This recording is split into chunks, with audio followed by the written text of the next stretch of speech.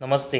तो आज हम इस वीडियो में हिंदुस्तान मोटर इस कंपनी के बारे में फुल डिटेल्स देखने वाली, ताकि कंपनी के फ्यूचर की ग्रोथ कैसी है, साथ ही में कंपनी फ्यूचर में एक मल्टीबिलियन रिटर्न हमें देते हुए देखने को मिलेगी या फिर नहीं। तो उसके बारे में यहाँ पर एनालिसिस करने के लिए हम हिंदुस्तान मोटर इस कंपनी के बारे में आज के दिन कंपनी के फुल फंडामेंटल और साथ ही में कंपनी के रिलेटेड जो भी इन्फॉर्मेशन हमें यहाँ पर देखने को मिली है उसके बारे में हम इस वीडियो में फुल इन्फॉर्मेशन देखेंगे, ताकि कंपनी हमें फ्यूचर में किस तरह की यहाँ पर परफॉर्मेंस करते हुए देखने को मिल सकती है उसके बारे में हम एनालिसिस कर सकें। तो सबसे पहले हम कंपनी के बारे में देखेंगे तो इसकी शुरुआत हमें 1948 से यहाँ पर होते हुए देखने को मिली है। तो कंपनी का अगर हम बिजनेस देखेंगे तो कंपनी हमें जो एम्बेसडर है उसका प्रोडक्शन करते हुए देखने को मिल रही है, जो कि ऑटोमोबाइल्स में हमें विनर भी होते हुए देखने को मिली थी। और अगर हम प्रेजेंट की बात करेंगे तो कंपनी हमें manufacture and sales of vehicles, साथ ही स्पेयर पार्ट्स ऑफ व्हीकल्स, इसके साथ ही में स्टील प्रोडक्ट्स रिलेटेड कंपोनेंट्स हमें कंपनी यहाँ पर तैयार करते हुए देखने को मिली है। और इसके साथ ही में कंपनी हमें स्पेयर पार्ट्स की जो ट्रेडिंग है उसमें भी अपना काम यहाँ पर करते हुए देखने को मिली। और कंपनी का जो रजिस्टर ऑफिस है वो हमें वेस्ट बंगाल कोलकाता में यहाँ पर देखने को मिला है। तो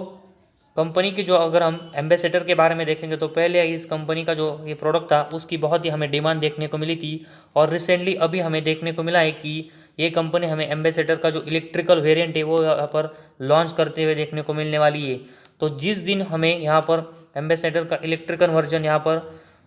लॉन्च होते हुए देखने को मिलेगा, तो उसके बाद हमें इस कंपनी में एक अच्छी यहाँ पर मूवमेंट आते हुए देखने को मिलेगी। तो इस वेरिएंट में कंपनी किस तरह हमें फ्यूचर में ग्रोथ करते हुए देखने को मिलेगी ये तो आने वाले दिनों में हमें पता लगेगा। लेकिन ये एक अच्छी बात हमें यहाँ पर देखने को मिली कि कंपनी अपनी जो यहाँ पर इलेक्ट्रिकल वेरिएंट है वो लॉन्च करते हुए देखने को मिलने वाली है। तो हमें इस कंपनी की जो इलेक्ट्रिकल व्हीकल है उसके ऊपर अच्छा फोकस रखना पड़ेगा कि कंपनी इसमें कैसा परफॉर्मेंस करती है। इस कंपनी की जो इलेक्ट्रिकल व्हीकल आने वाली है उसके लॉन्च के लिए अभी समय लगेगा, लेकिन अभी कंपनी के परफॉर्मेंस कैसे है उसके बारे में हम इंफॉर्मेशन देखते हैं। तो लेटेस्ट कंपनी का जो क्वार्टर 4 का अभी हमें रिजल्ट देखने को मिला है उसमें मार्च 22 में कंपनी का अगर हम नेट प्रॉफिट देखेंगे तो 9.08 करोड़ का कंपनी का नेट प्रॉफिट हमें देखने को मिला है, जो कि क्वार्टर 3 में कंपनी का जो ये नेट प्रॉफिट है वो हमें यहाँ पर माइनस में देखने को मिला था। तो माइनस से कंपनी का नेट प्रॉफिट यहाँ पर हमें इस क्वार्टर 4 में यहाँ पर प्लस में आते हुए देखने को मिला, जो कि एक अच्छी बात है। वही अगर हम पिछले साल के क्वार्टर 4 में देखेंगे तो उस समय कंपनी का नेट प्रॉफिट हमें 1.58 करोड़ का देखने को मिला था, और उसमें हमें एक अच्छी जंप यहाँ पर इस क्वार्टर 4 में होते हुए देखने को मिली, और कंपनी का नेट प्रॉफिट हमें 9 करोड़ से यहाँ पर ऊपर जाते हुए देखने को मिला है। तो क्वार्टरली और ईयरली बेसिस अगर हम देखेंगे तो इस क्वार्टर 4 में कंपनी के जो परफॉर्मेंस है उसमें हमें एक अच्छी ग्रोथ देखने को मिली, जो कि एक शॉर्ट टर्म के नज़र से हमें यहाँ पर एक पॉजिटिव चीज़ देखने को मिली। इसके बाद कंपनी का प्रॉफिट एंड लॉस स्टेटमेंट के बारे में अगर हम देखेंगे तो सबसे पहले हम कंपनी का जो सेल्स है उसके बारे में देखेंगे। तो मार्च 11 में कंपनी का सेल्स हमें 655 करोड़ का यहाँ पर होते हुए देखने को मिला है, जो कि अगर हम ये सेल्स देखेंगे तो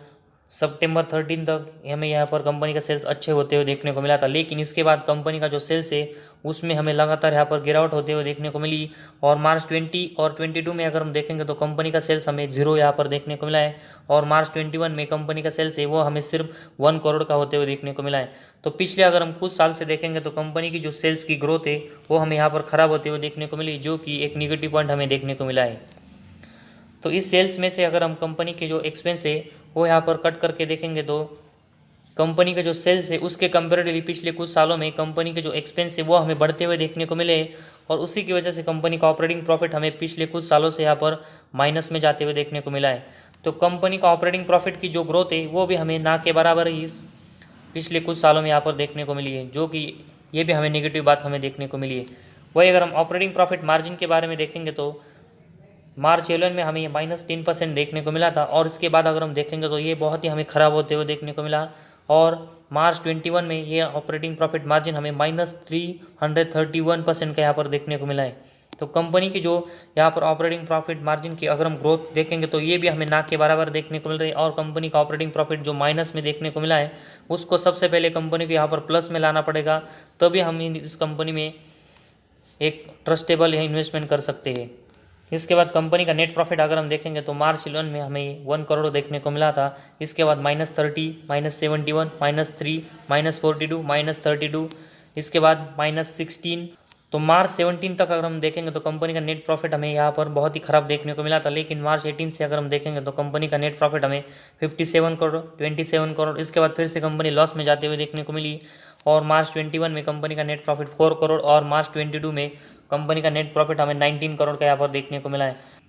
तो कंपनी का जो सेल्स है उससे कंपेरेटिवली अगर हम कंपनी के एक्सपेंस देखेंगे तो ये हमें ज़्यादा होते हुए देखने को मिले और उसके कंपेरेटिवली कंपनी का ऑपरेटिंग प्रॉफिट हमें यहाँ पर माइनस में जाते हुए देखने को मिला है। लेकिन उसके कंपेरेटिवली अगर हम देखेंगे तो कंपनी का नेट प्रॉफिट हमें प्लस में यहाँ पर देखने को मिला है। तो उसका सबसे बड़ा अगर हम रीज़न देखेंगे तो कंपनी अपने जो अदर इनकम है उसमें हमें ग्रोथ करते हुए देखने को मिली है और उससे कंपनी का जो नेट प्रॉफिट है वो हमें यहाँ पर प्लस में देखने को मिला है। तो कंपनी का जो मेन बिजनेस है उसके कंपेरेटिवली यहाँ पर अदर इनकम से यहाँ पर नेट प्रॉफिट जनरेट करना, ये हम शॉर्ट टर्म के लिए कह सकते हैं। ये कंपनी शॉर्ट टर्म के लिए ज़रूर कर सकती है, लेकिन अगर हम लॉन्ग टर्म के नज़रिए से देखेंगे तो कंपनी को अपने सेल से उसके परफॉर्मेंस से यहाँ पर नेट प्रॉफिट जनरेट करना पड़ेगा, तभी हमें कंपनी के लिए एक वहाँ पर ट्रस्ट आएगा कि कंपनी हमें अच्छा परफॉर्मेंस कर रही है और उसके बाद हम इस कंपनी में एक इन्वेस्टमेंट के बारे में सोचेंगे। तो कंपनी का जो नेट प्रॉफिट है वो हमें यहाँ पर अदर इनकम से आते हुए देखने को मिला, जो कि एक ख़राब बात हमें देखने को मिली है। इसके बाद ईपीएस भी देखेंगे तो कंपनी के ईपीएस भी हमें यहाँ पर उसी की वजह से यहाँ पर प्लस में देखने को मिला। तो कंपनी को इसको भी अपने जो रियल परफॉर्मेंस है उससे यहाँ पर जनरेट करना पड़ेगा, तभी हमें कंपनी के ये अच्छे होते हुए देखने को मिलेंगे। तो कंपनी के जो प्रॉफिट एंड लॉस स्टेटमेंट है, सेल्स, कंपनी का ऑपरेटिंग प्रॉफिट और ऑपरेटिंग प्रॉफिट मार्जिन है उसकी ग्रोथ हमें कम होते हुए देखने को मिली और कंपनी अपना जो नेट प्रॉफिट है वो अपने मेन बिजनेस के बजाय यहाँ पर अदर इनकम से हमें जनरेट करते हुए देखने को मिली, जो कि ये भी हमें नेगेटिव बात देखने को मिली। तो जिस तरह प्रॉफिट एंड लॉस स्टेटमेंट हमें देखने को मिले हैं तो उसी वजह से एक बड़ी इन्वेस्टमेंट के लिए अभी हम इस कंपनी में नहीं सोच सकते। इसके बाद कंपनी की बैलेंस शीट अगर हम देखेंगे तो मार्च 22 में कंपनी के रिजर्व हमें -114 करोड़ के यहाँ पर देखने को मिले हैं। तो कंपनी के अगर हम रिजर्व देखेंगे तो कंपनी अपने जो रिजर्व है उसको यहाँ पर प्लस में लाने की बहुत ही कोशिश कर रही है, लेकिन अभी भी कंपनी के जो रिजर्व है वो हमें माइनस में देखने को मिले, जो कि एक नेगेटिव बात है। लेकिन उसके कंपेरेटिवली अगर हम देखेंगे तो मार्च 22 में कंपनी यहाँ पर हमें डेट फ्री होते हुए देखने को मिली है और ये पॉजिटिव चीज़ हमें यहाँ पर कंपनी के लिए देखने को मिली और उसी वजह से कंपनी के शेयर में हमें पिछले कुछ दिनों से थोड़ी तेज़ी देखने को मिली है। तो जिस तरह कंपनी हमें यहाँ पर डेट फ्री होते हुए देखने को मिली है तो उसी वजह से थोड़ी इन्वेस्टमेंट के बारे में अभी हम सोच सकते हैं, लेकिन कंपनी को अपने रिजर्व है वो भी यहाँ पर प्लस में लाने पड़ेंगे और ऐसे करने में हमें कंपनी हमें यहाँ पर सक्सेसफुली होते हुए देखने को मिलती है। तो एक अच्छी बात हमें कंपनी के लिए यहाँ पर होते हुए देखने को मिलेगी।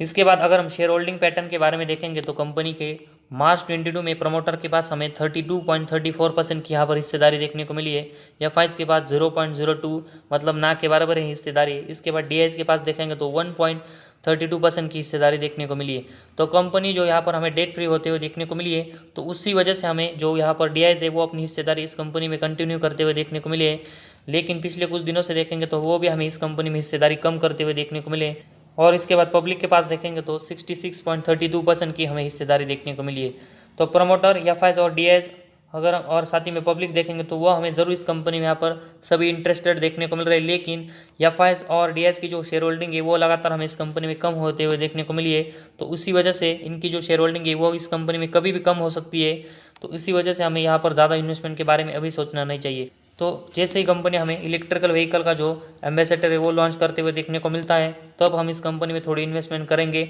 और साथ ही में कंपनी का परफॉर्मेंस इस इलेक्ट्रिकल व्हीकल में हमें अच्छा आते हुए देखने को मिलता है और कंपनी के जो सेल्स हमें जीरो देखने को मिले हैं। तो इस इलेक्ट्रिकल व्हीकल की वजह से कंपनी के जो सेल्स में अगर हमें ग्रोथ होते हुए देखने को मिलती है और उसकी वजह से कंपनी के अगर हमें परफॉर्मेंस इंप्रूव होते हुए देखने को मिलते हैं तब हमें ये कंपनी ऑटो सेक्टर में एक मल्टीवेकर बनते हुए देखने को मिल सकती है। लेकिन कंपनी का जो सेल्स की ग्रोथ है वो हमें बहुत ही कम या फिर ज़ीरो ही देखने को मिल रही, तो उसी वजह से बहुत सारी रिस्क भी हमें इस कंपनी में देखने को मिली है। साथ ही में कंपनी अपना नेट प्रॉफिट है वो हमें अदर इनकम से जनरेट करते हुए देखने को मिली, तो इसी वजह से हमें ज़्यादा इन्वेस्टमेंट अभी इस कंपनी में नहीं करनी चाहिए। तो आज हमारे इस वीडियो में बस इतना ही। अगर आपको हमारा वीडियो पसंद आया तो इस चैनल को ज़रूर सब्सक्राइब कीजिए।